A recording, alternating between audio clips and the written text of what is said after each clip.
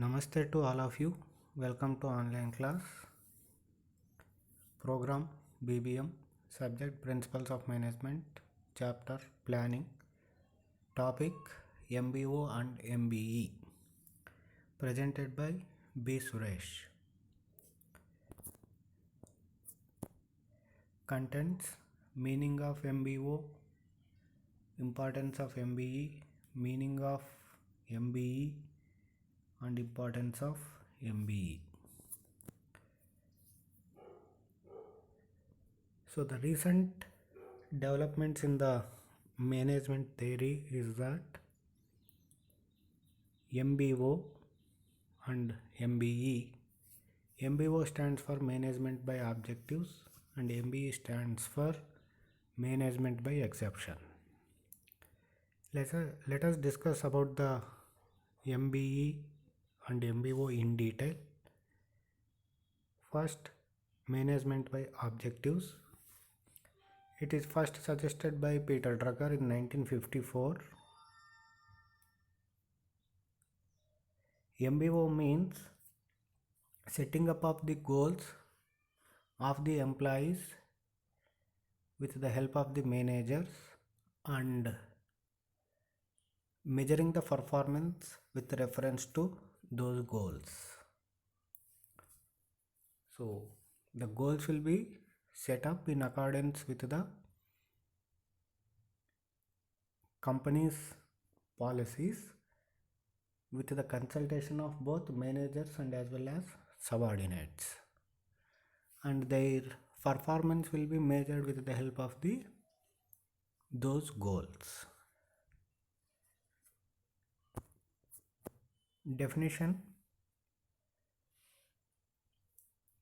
given by George Wodiar. MBO is a process whereby the superior and the subordinate managers of an enterprise jointly identify its common goals, define each individual's major areas of responsibility in terms of the results expected of him, and use these measures as guides for operating the unit and assessing the contribution of each of its members. So George Wodiar defines that MBO is a process whereby the superiors and the subordinate managers of an enterprise jointly identify its common goals. So as I said that the superiors and the subordinates jointly set the goals and they will be defining individuals' major areas of responsibilities. So what are the responsibilities and results expected of him? So each individual's results expected, and use these measures as guides for operating the unit and assessing the contribution of each of its members. So establishing the goals and also measuring the performance of the employees in terms of those goals. That is the definition given by the George Wodiar. Importance of MBO. So MBO is the recent development in the management theory. It has been significantly used in various organizations. So the importance of the MBO is as follows. Improved planning. Management by objectives helps the improvement in the planning because it produces a clear and measurable performance goals. So as both the subordinate managers will be setting the goals, they will themselves knowing what their ability and what they can perform. So based upon that they will be setting the goals. It will be helpful for planning, and also the individual goals will be matched with the resources. So whatever the resources they have, according to them they will be setting the goals. As goals are set by the individuals themselves with the help of their managers. It will help the concrete thinking and leads to result oriented and forward planning. So they themselves know that what their objectives and what their goals. They will be concrete thinking and they will be working for the results to be achieved and forward planning. So they well in advance they will be planning their activities. So they will be planning for results, not for the work.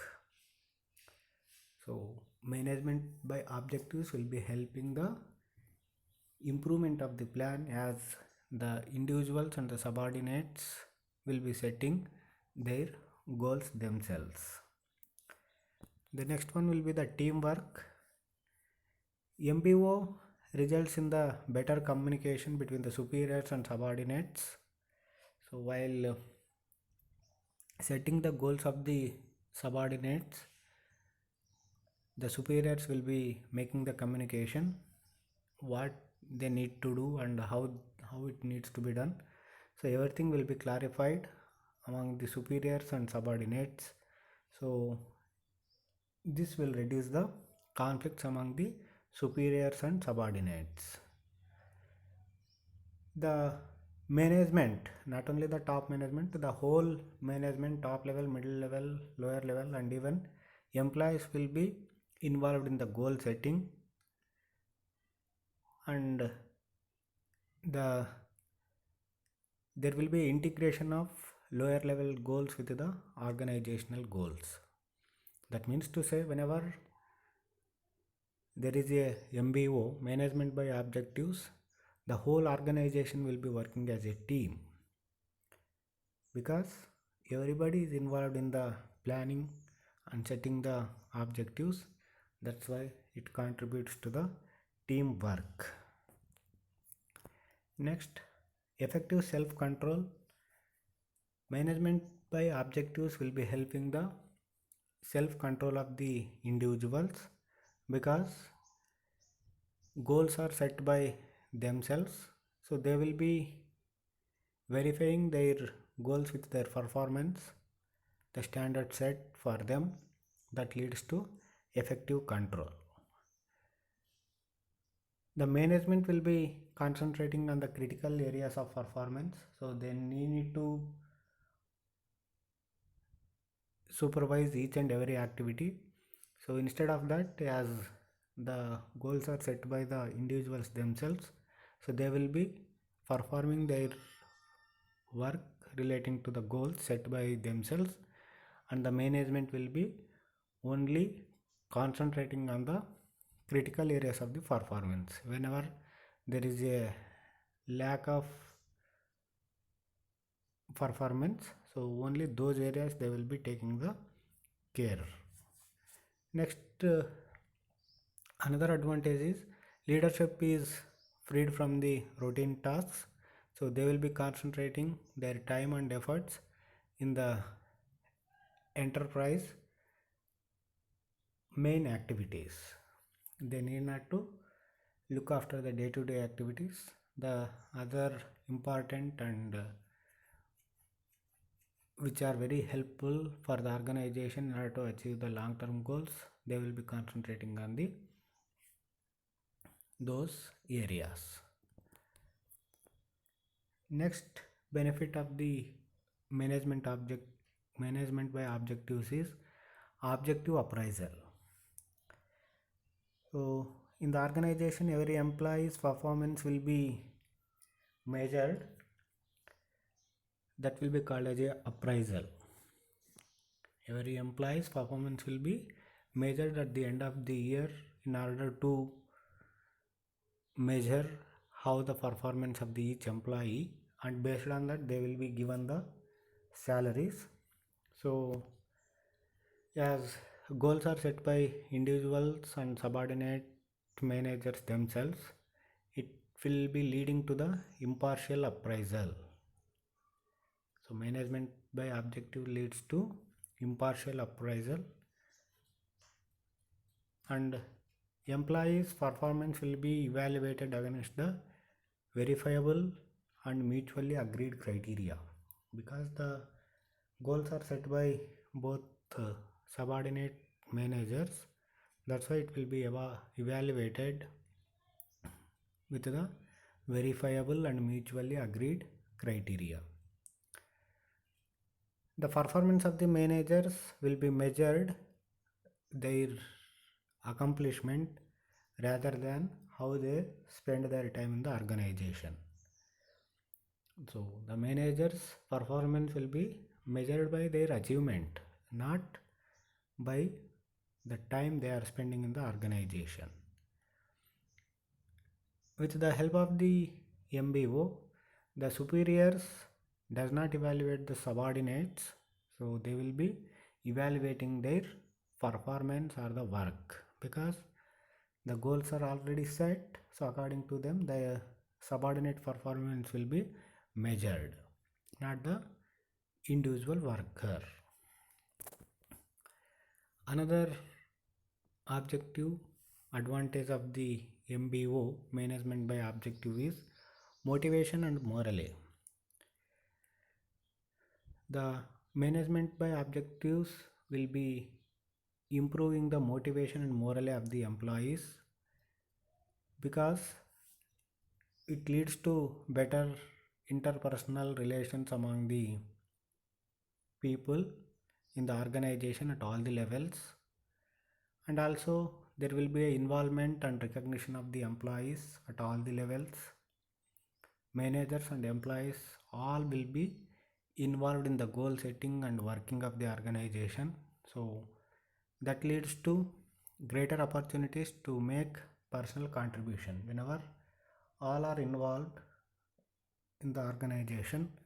So each employee will be having a chance to setting the goals, laying down the plans. So in every activity they can be involved. That leads to greater opportunities. So whenever the employees are participated in the goal setting, that leads to two-way communication, and that leads to improving the morale of the employees. So these are the some of the importance of the management by objectives. So management by objectives is a philosophy of the management, and it is also a technique of the management. So recently many organizations are performing well by adopting this philosophy, both in the private sector as well as in the public sector. The another topic is management by exception. This is called MBE. So management by exception is the recent development in the management theory. It was first given by the Taylor in 1919. So management by exception means only unusual or exceptional items of major deviation in daily activities should be brought to the notice of the manager.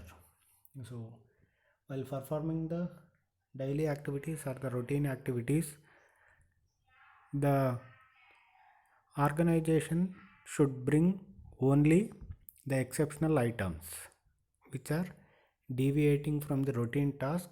Those should be brought into the notice of the manager, not all the activities. It states that non-deviations from standard should not be brought to his attention. That means the manager should be informed about only the deviations, that is exceptions, not the all the activities should be reported to manager.